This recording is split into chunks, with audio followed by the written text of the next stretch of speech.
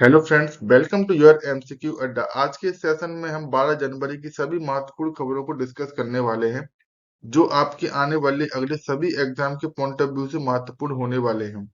तो इस लेक्चर को ध्यान से देखिएगा। ये रहा पहला क्वेश्चन। हाल ही में किस बैंक ने सरकारी कर्मचारियों के लिए सम्मान रुपए क्रेडिट कार्ड पेश किया है? तो यह पेश किया है इंडसइंड बैंक ने। इंडसइंड बैंक ने सम्मान रुपए क्रेडिट कार्ड के नाम से इस क्रेडिट कार्ड को लॉन्च किया है। बैंक ने सरकारी कर्मचारियों की जरूरतों और इस्तेमाल को ध्यान में रखते हुए पेश किया गया है। इस कार्ड की एक खास बात यह भी है कि यह यूपीआई एनेबल्ड भी है। इसके लिए बैंक ने हाल ही में national payments corporation of India के साथ पार्टनरशिप भी की है। नेक्स्ट क्वेश्चन है, स्वच्छता सर्वेक्षण 2023 में 1 लाख से अधिक आबादी की कैटेगरी में सबसे स्वच्छ शहर का पुरस्कार किसे मिला है? तो यह पुरस्कार इंदौर और सूरत को मिला है। इसकी डिटेल देखते हैं। स्वच्छता सर्वेक्षण 2023 में 1 लाख से अधिक आबादी की श्रेणी में इंदौर और सूरत को देश के सबसे स्वच्छ शहर का पुरस्कार मिला है। आपको बता दें कि इंदौर को लगातार 7वीं बार यह पुरस्कार मिला है। इसी कैटेगरी में नवी मुंबई को तीसरा स्थान मिला। राष्ट्रपति द्रौपदी मुर्मू ने नई दिल्ली के भारत मंडपम में स्वच्छ सर्वेक्षण 2023 पुरस्कार प्रदान किए हैं। नेक्स्ट क्वेश्चन है, लगातार चौथी बार बांग्लादेश के प्रधानमंत्री के रूप में कौन शपथ लेगा? इसका आंसर रहने वाला है शेख हसीना। इसकी डिटेल देखते हैं। आवामी लीग की अध्यक्ष शेख हसीना लगातार चौथी बार बांग्लादेश की प्रधानमंत्री के रूप में शपथ लेंगी। बांग्लादेश के राष्ट्रपति ढाका में नए प्रधानमंत्री को शपथ दिलाएंगे। साथ ही 25 मंत्रियों और 11 राज्य मंत्रियों के भी शपथ लेने की संभावना है। हाल ही में संपन्न हुए चुनावों में आवामी लीग ने जबरदस्त जीत हासिल की थी।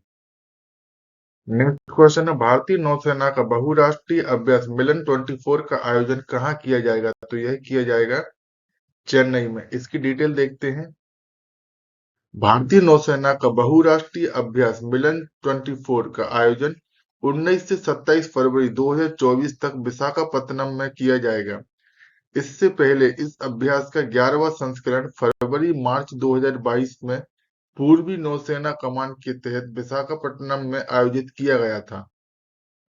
मिलन एक द्विवार्षिक बहुराष्ट्रीय नौसैनिक अभ्यास है जो 1995 में लुक ईस्ट पॉलिसी के तहत 4 देशों इंडोनेशिया, सिंगापुर, श्रीलंका, थाईलैंड की भागीदारी के साथ शुरू हुआ था।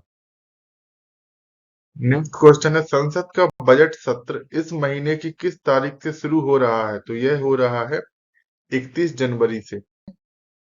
संसद का बजट सत्र इस महीने की 31 जनवरी 2024 को शुरू हो रहा है। वित्त मंत्री निर्मला सीतारमण 1 फरवरी को अंतरिम बजट पेश करेंगी। सत्र की शुरुआत संसद के दोनों सदनों की संयुक्त बैठक में राष्ट्रपति द्रौपदी मुर्मू के संबोधन से होगी। इस सत्र के 9 फरवरी तक चलने की उम्मीद है। नेक्स्ट क्वेश्चन है, हाल ही में किस देश ने मधुमक्खियों के लिए दुनिया की पहली वैक्सीन के इस्तेमाल को मंजूरी प्रदान की है? तो यह मंजूरी अमेरिका द्वारा प्रदान की गई है। इसकी डिटेल देखते हैं। वैक्सीन को अमेरिकी फुल ब्रूड रोग से होने वाली मौतों को रोकने के लिए तैयार किया गया था। अमेरिकन फुल ब्रूड रोग एक जीवाणु रोग है। यह मधुमक्खियों के लार्वा पर हमला करता है। इसका कोई भी इलाज अभी तक नहीं है। वैक्सीन में बैक्टीरिया पेनिबेसिलिस लार्वा होता है जो अमेरिकी फुल ब्रूड रोग का कारण बनता है। वैक्सीन निष्क्रिय बैक्टीरिया को रॉयल जेली में प्रवेश कराता है, जिसे रानी मधुमक्खी को खिलाया जाता है। इसके बाद रानी मधुमक्खी के लार्वा रोग प्रतिरोधक क्षमता हासिल कर लेते हैं। यूएस डिपार्टमेंट ऑफ एग्रीकल्चर के अनुसार शहद वाले मधुमक्खियों को खतरा पैदा करने वाले कारक परजीवी, कीट, रोग और कॉलोनी पतन बेकार है।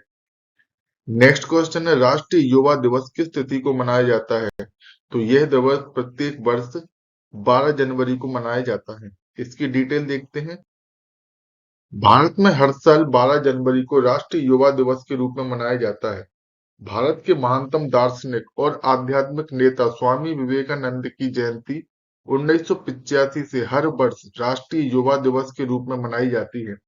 1984 में सरकार ने 12 जनवरी को राष्ट्रीय युवा दिवस के रूप में घोषित किया था।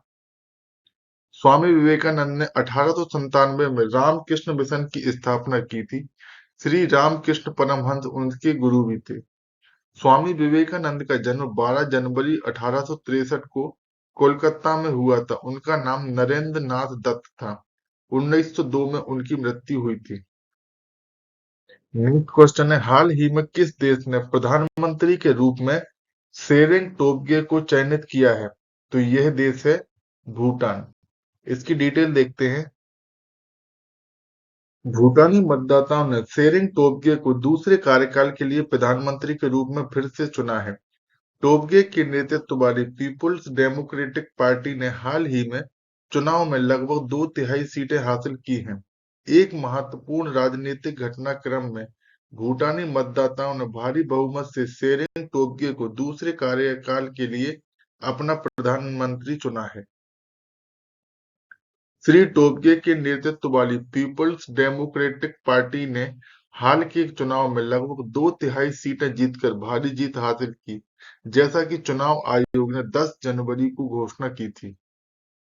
नेक्स्ट क्वेश्चन है, हाल ही में किसी रक्षा मंत्रालय में महानिदेशक के रूप में नियुक्त किया गया है? तो यह नियुक्त किया गया है समीर कुमार सिन्हा को। हाल ही में नौकरशाही फेरबदल में केंद्र ने कई प्रमुख नियुक्तियों की घोषणा की है, जो जिम्मेदारियों के रणनीतिक पुनर्गठन का संकेत है। उल्लेखनीय परिवर्तनों के बीच वरिष्ठ आईएएस अधिकारी समीर कुमार सिन्हा को रक्षा मंत्रालय में अतिरिक्त सचिव और महानिदेशक के रूप में नियुक्त किया गया है। आज के सेशन का अंतिम क्वेश्चन देखते हैं, हाल ही में किस देश के चांगी हवाई अड्डे को 2023 के लिए विश्व के सर्वश्रेष्ठ हवाई अड्डे का खिताब दिया गया है? तो यह हवाई अड्डा सिंगापुर का है।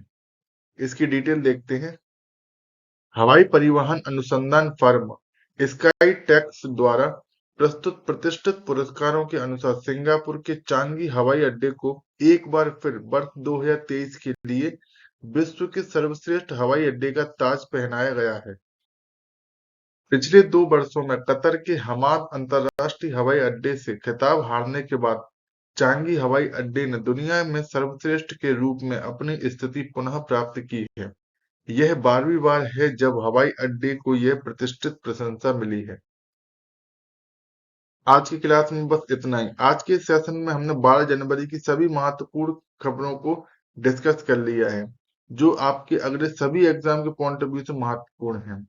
अगर आपको हमारी क्लास पसंद आई हो तो वीडियो को लाइक कीजिए और चैनल को सब्सक्राइब कीजिए और बेल आइकन को दबाना ना भूलें ताकि आगे आने वाले सभी वीडियोस की नोटिफिकेशन आपको मिल सके। धन्यवाद।